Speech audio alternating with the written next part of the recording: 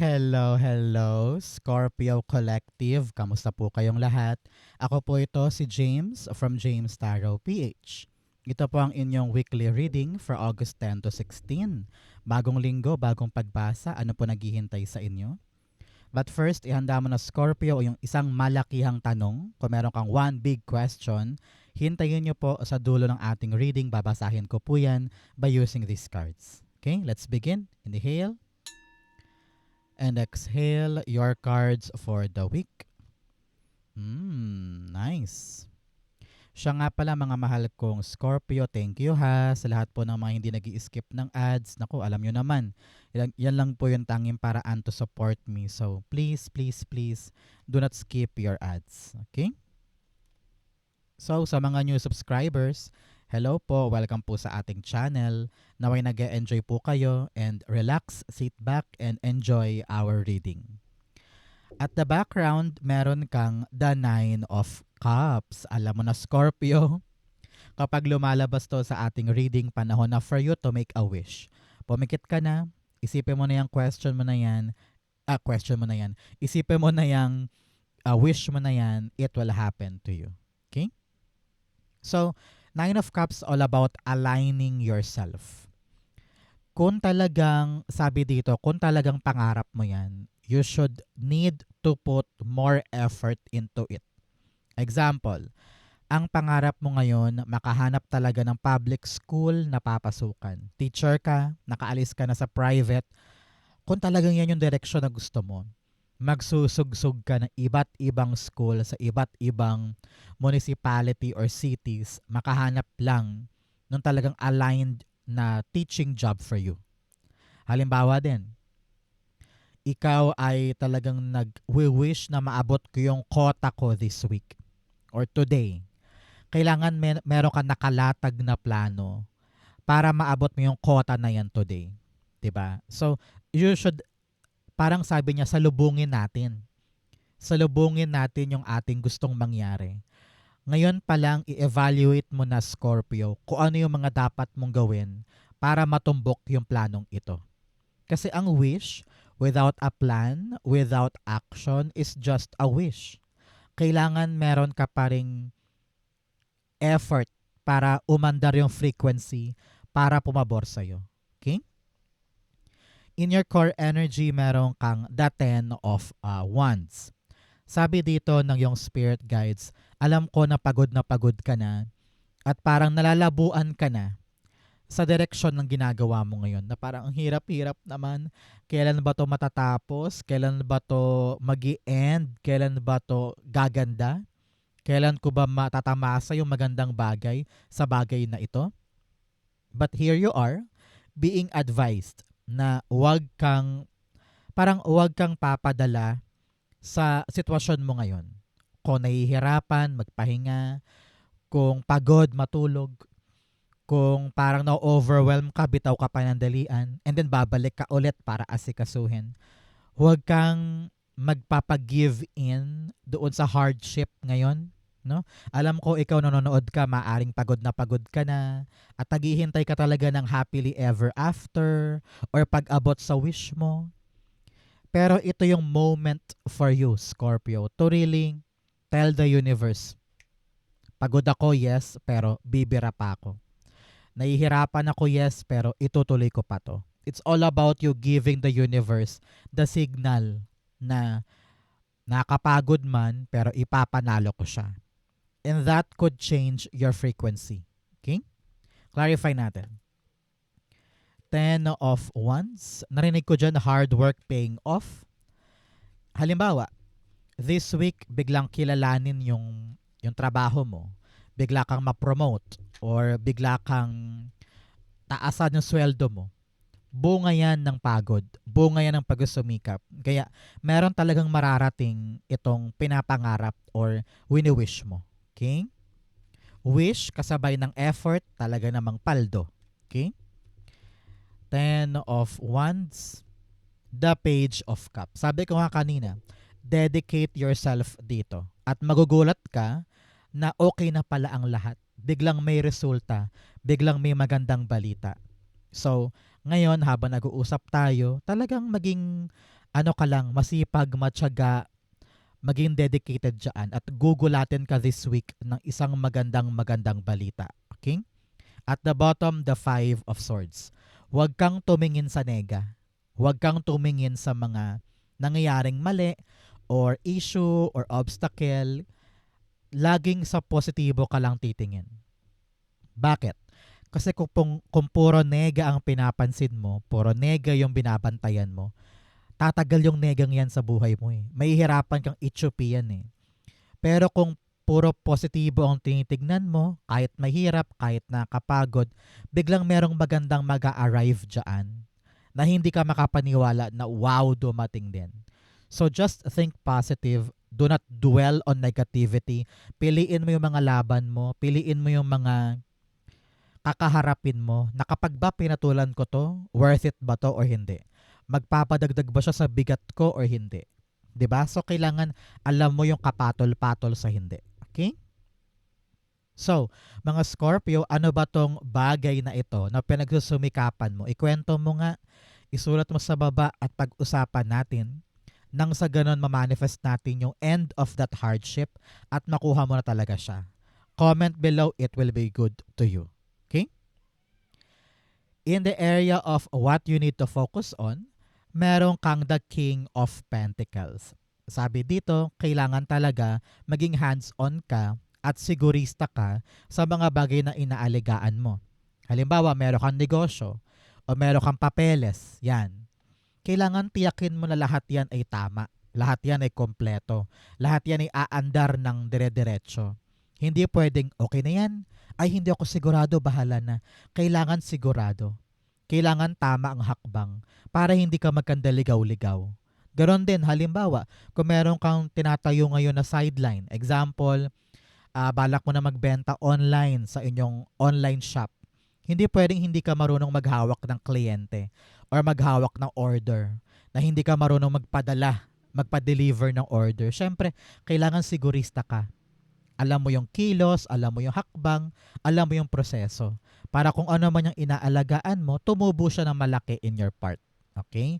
Ayan po, nagsimula ng umulan sa labas. Medyo maulan ngayon sa amin.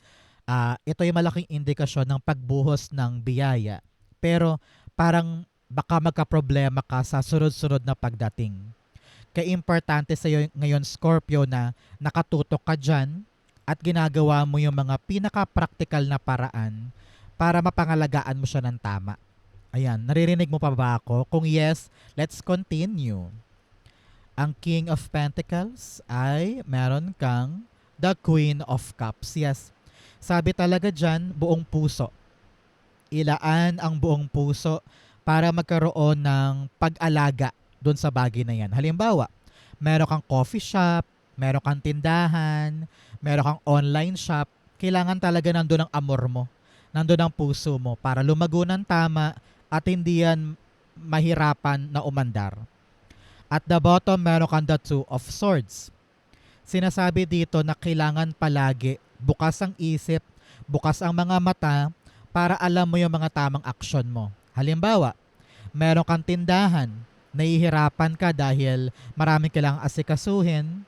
Ang nangyayari tuloy, nahihirapan ka mag-decide. Bibili ba ako ng gantong product or hindi? Bukas na ba o ngayon? Dahil indecisive ka, nahihirapan kang gumalaw. Kaya kailangan mahal na mahal mo yung ginagawa mo para yung bawat desisyon, maayos, madali, tama. Okay? So, mga mahal kong Scorpio, ano pong ginagawa nyo ngayon while watching this video? Ikaw ba'y naglalaban, nagluluto, nakain, nasa trabaho ka ba ngayon? Comment below po. In the area of what you need, meron kang the Five of Pentacles. Ang kailangan mo lumaban. Kung talagang pangarap mo yan, kung talagang gusto mo yan, igagapang mo. Very simple, di ba? Pero alam ko, napakahirap niyan to pa rin. Pero pinapaalalahanan ka, Scorpio, na lahat talaga ng bagay kailangan pagsumikapan. Hindi ka makaiwas dyan. Ngayon, yung ulan na yan, yung lakas ng ulan na yan, indikasyon yan na marami ka talagang gagawin. Kaya importante sa'yo na itulay ito. May tumulong man or wala, kailangan mong itulay yung isang bagay na alam mong para sa'yo. And soon enough, makakalagpas ka din sa bagay na yan. Clarify natin. The Five of Pentacles is being clarified by the Star card. Yes, sabi ko nga kanina, kung talagang gusto mo yan, pangarap mo yan, edi ilaban mo. Wala namang ibang gagawa niyan para sa'yo kundi ikaw eh.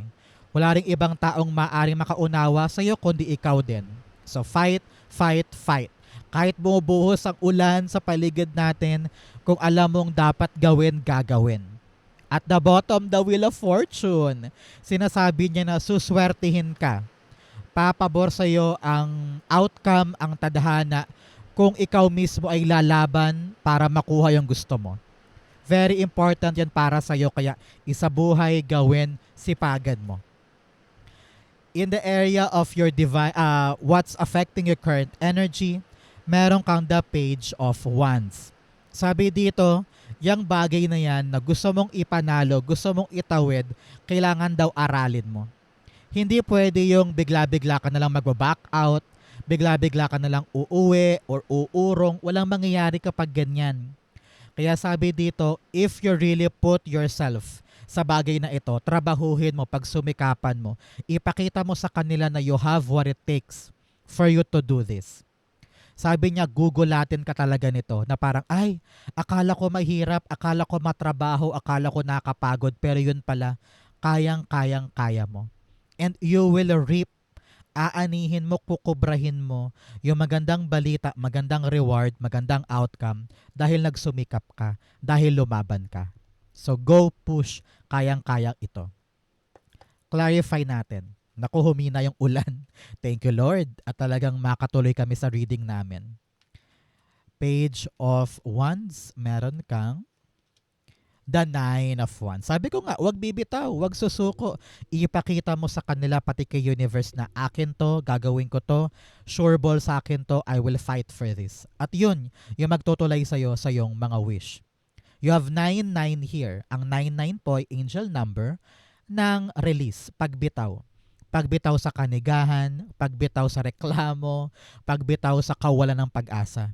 Kailangan i-release mo yung negativity para makatuloy-tuloy ka sa gusto mo. At the bottom, the Eight of Wands. Pinapaalalahanan ka, you're on the right path. You're on the right direction. You're on the right road pagdating sa mga gusto mong mangyari. Kaya ituloy-tuloy, wag bibitaw, kayang-kaya yan. Patunayan mo na kahit nakapagod, kahit gumagapang ka, you will do everything that you can para makuha tong wish na to. Okay? In your near future, meron kang the Sun card. Sun card is all about completion, success, paggaan ng buhay. Kung ano man itong kinakaharap mo, kung ano man itong ginagawa mo ngayon, asahan mo yung pagdapo ng magandang balita soon. You will be very, very happy. Parang nakaalis yung mabigat na ito sa balikat mo. And mapapasabi ka na at last, I'm living my best life.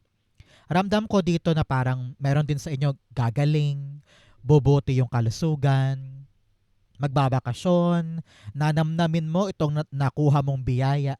So congratulations.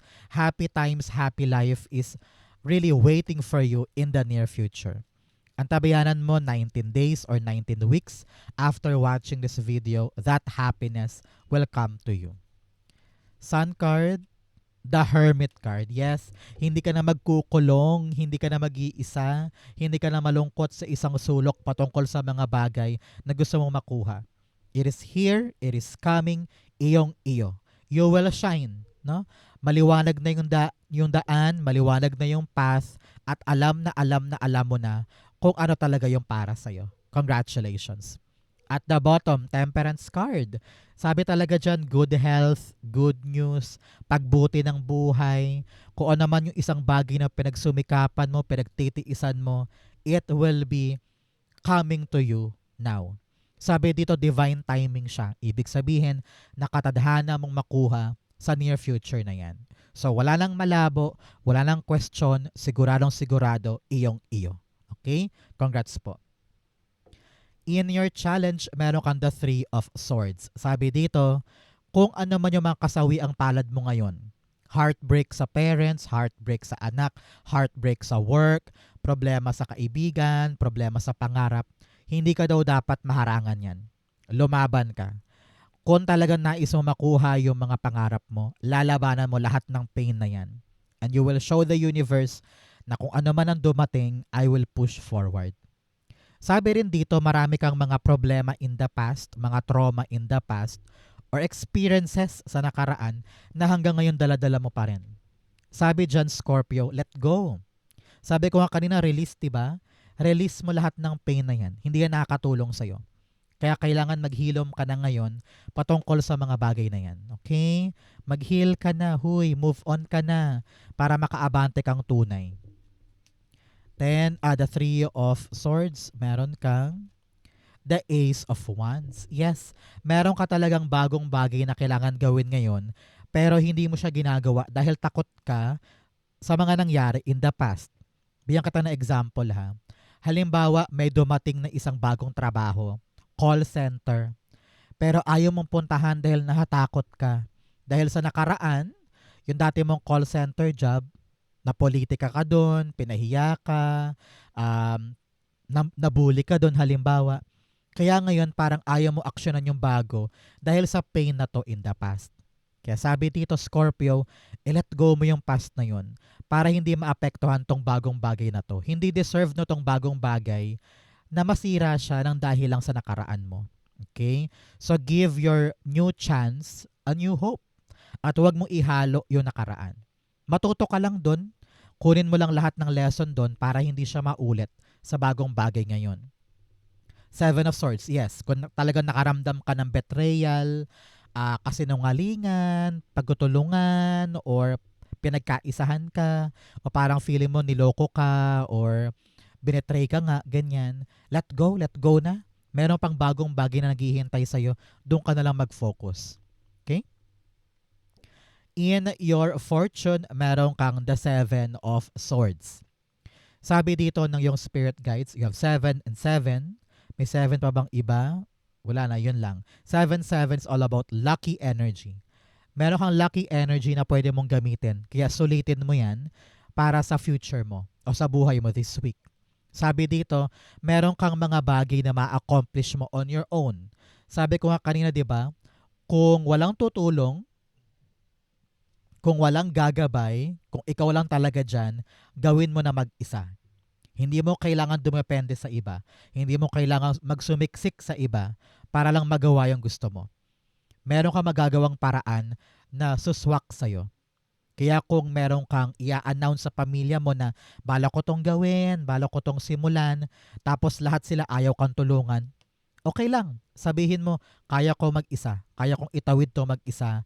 I will do this. And true enough, mapaprove mo sa kanila na kaya mo.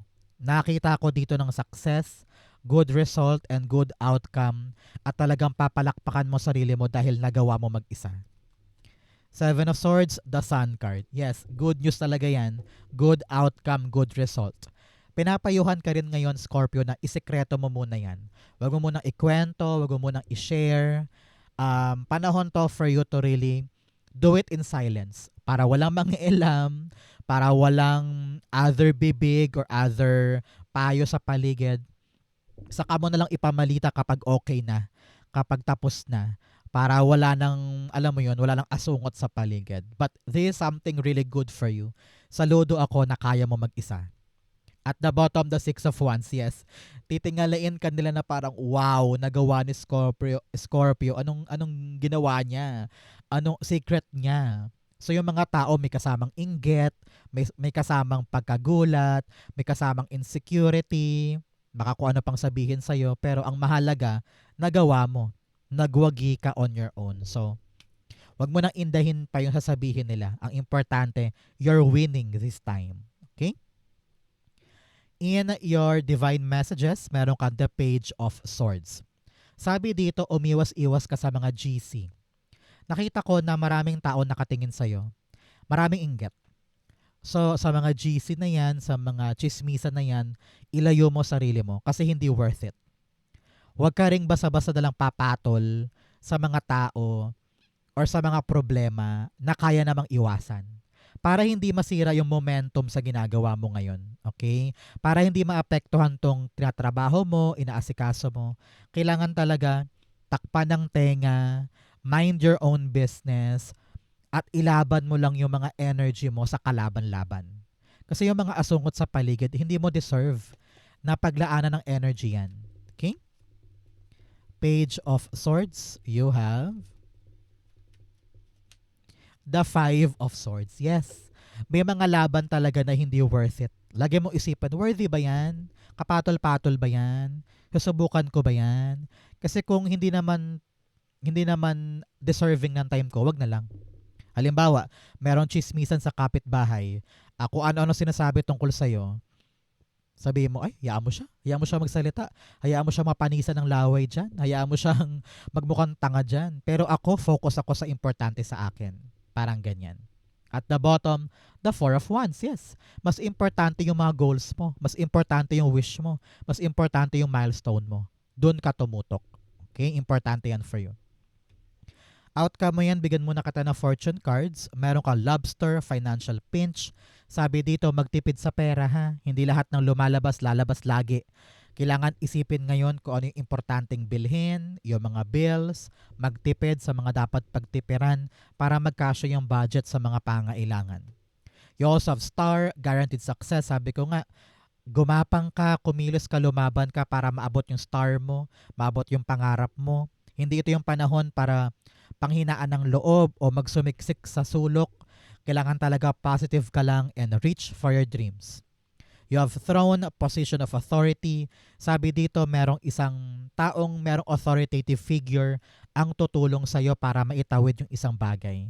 Kaya kunin mo yung kanyang amor, lumapit ka sa kanya, kaibiganin mo siya. Because this person, itong authoritative figure na to, ang susi mo para marating yung gusto mo. Okay?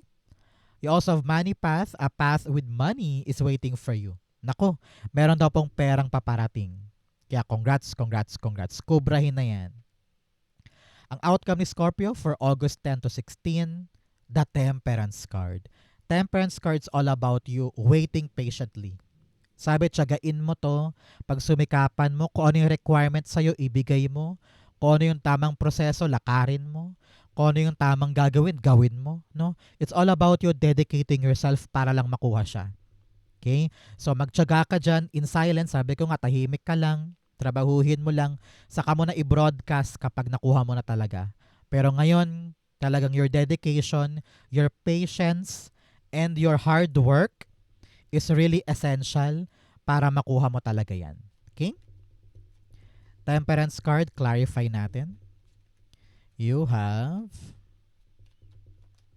the Chariot card. Yes, aabante talaga. Kung ano man tong inaasikaso mo na medyo nahihirapan ka na at ang tagal-tagal na niyan, huwag kang mag-alala. Aandar yan. And there will be a success here.